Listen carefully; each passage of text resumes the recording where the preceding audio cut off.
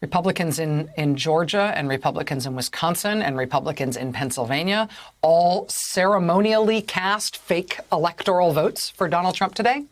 I mean, the real electoral votes in all of those states were cast today for Biden and Harris, but Republicans held ceremonial, like, fake pageants where they fake cast votes for Donald Trump, just in case.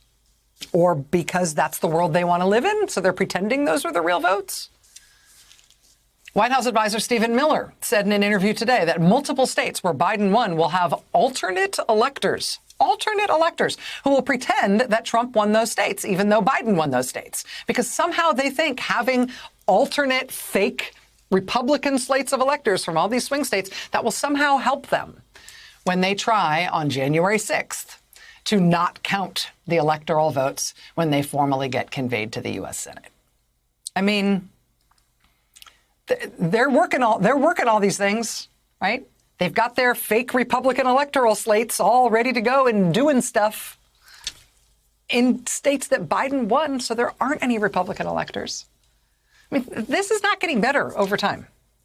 Things are not getting better in terms of the Republicans coming around to democracy as the way we decide things as a country.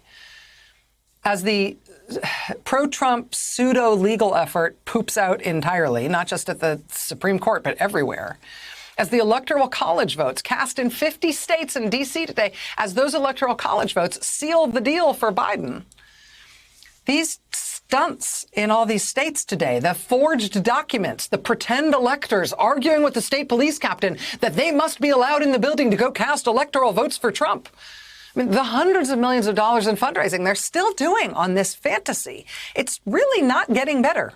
It is getting worse. And elements of this movement and this fantastical trip into unreality are getting more unhinged and more dangerous. I mean, meanwhile, in the streets this weekend, there's this pro-Trump sort of paramilitary gang roving around the streets of the Capitol, brawling, drinking, attacking people in the street,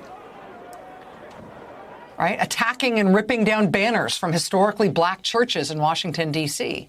There really is a violent pro-Trump street movement, and they're not getting any better either as the election fantasy substantively comes to an end. But these guys are coming nowhere near recognition of that. I mean, 4 people were stabbed Saturday night in Washington, D.C. 1 person was shot on Saturday in Washington state. At these protests by pro-Trump sort of quasi-paramilitary neo-fascist groups that have no intention of accepting the Biden-Harris election victory? Where does that go? Where does that end?